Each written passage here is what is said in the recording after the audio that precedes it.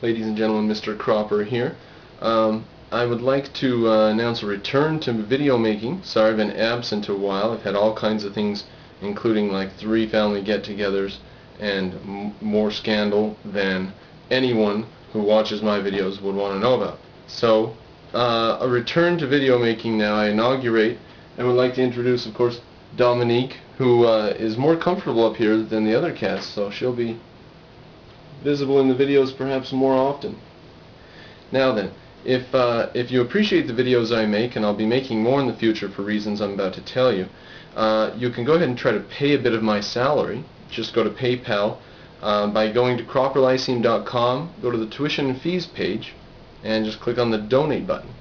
Now, as I say, your contribution will go to pay my salary, and it's less so as a direct contribution to the school, which unfortunately didn't get entirely open. And I'll read for you from City of St. George Business License. This is to certify that Cropper Lyceum is duly licensed to conduct the business specified below at, and then it gives my present home address. For the calendar year 2007, type of license, tutoring of academic subjects. Now, they had like 35 categories, including tutoring, but tutoring had 9 subcategories under it, listing everything from gymnastics to ballet to swimming, and we looked through them again, and I said, I don't know, academic subjects is what I'm tutoring, I guess. They didn't have math tutor, anything. They had tutoring in all kinds of physical prowess, and nothing in academia. So I was the first academic tutor business in St. George, which is where I've remained because I didn't get the full-time students I need to open the full-time school. So, pay my salary if you wish to donate, and contribute to the videos that I make, and I'll be able to make more of them because I'm concentrating less on trying to get the school open. I'll also be revamping the Cropper Lyceum website in the future here. Now, I'll just mention an upcoming video that I'll have. My wage earning job involves bringing food to people's table for them. And Americans are so rude and have such bad table manners. They will keep their elbows on the table in a nice restaurant even while the waiter is trying to put the plate down in front of them. You have to say, excuse me, you have to put the plate in their face. So, I'm going to do a whole video on stupid, uninformed, uneducated, ill-mannered Americans.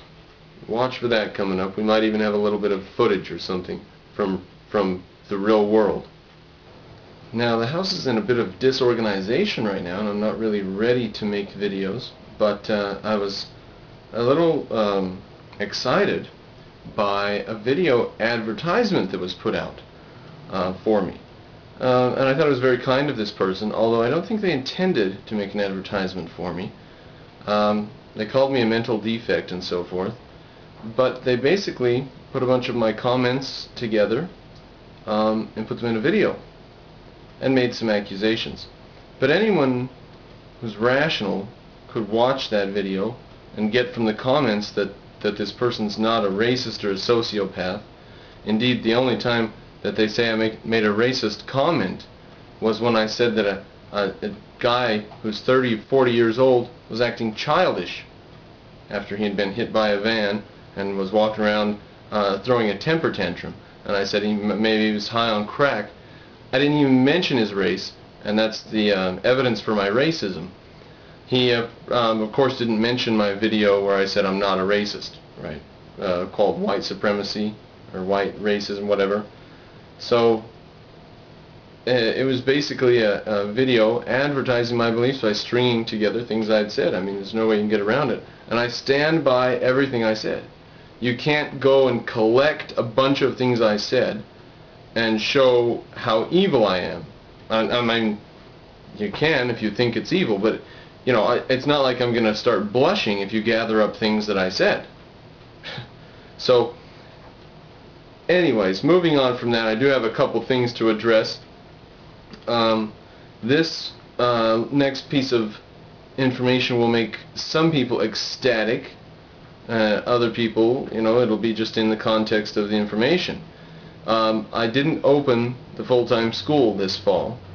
And one gentleman even put a comment, said, "Your school has totally failed." Well, you know, they didn't put me in a coffin yet. I'm still alive, so maybe next fall. However, I do see a silver lining in this, because originally I wanted to go to California. It's got a perfect climate, but the objectivists are there, and the Ayn Rand Institute is centered there. California or Manhattan, but California's got such a nice climate, and I hate snow. I originally wanted to go to California. I ended up going clear to Connecticut, detour for 7 years. Then I came to Utah because it was much cheaper. I mean, a Ryder truck from Connecticut to California was like $3,000 or $3,500. But as it turns out, there are so many people trying to get out of California into Nevada and Utah. I can get a U-Haul for like $200 from here to Los Angeles.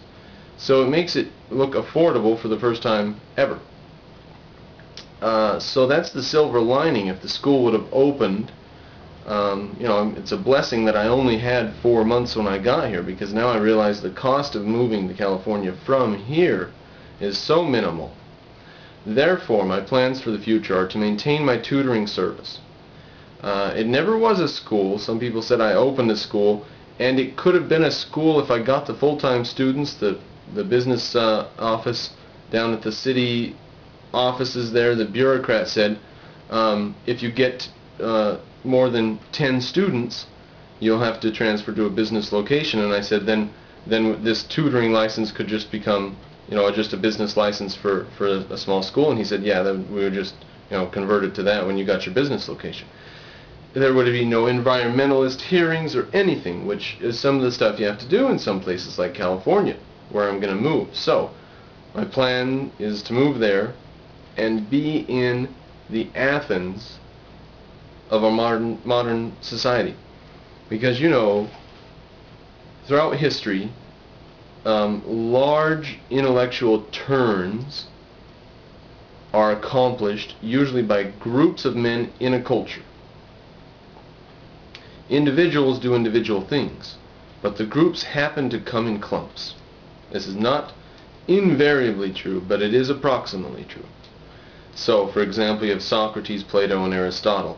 And you had other important men at the time, but it's easy for our Crow epistemology to gather up a few important ones and signify the era on those names. And then for the American Revolution, you had a handful of men. Call it 20 or 40 or 100, but call it 5 or 10 if you want to talk about intellectuals.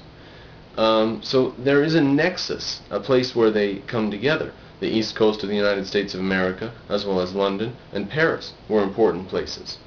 And if you weren't in one of those places, you weren't in the nexus of thought. Now, the internet sort of invalidates that, but not entirely. I'm going to be going to Irvine, where I can attend Ayn Rand Institute classes and lectures as they happen.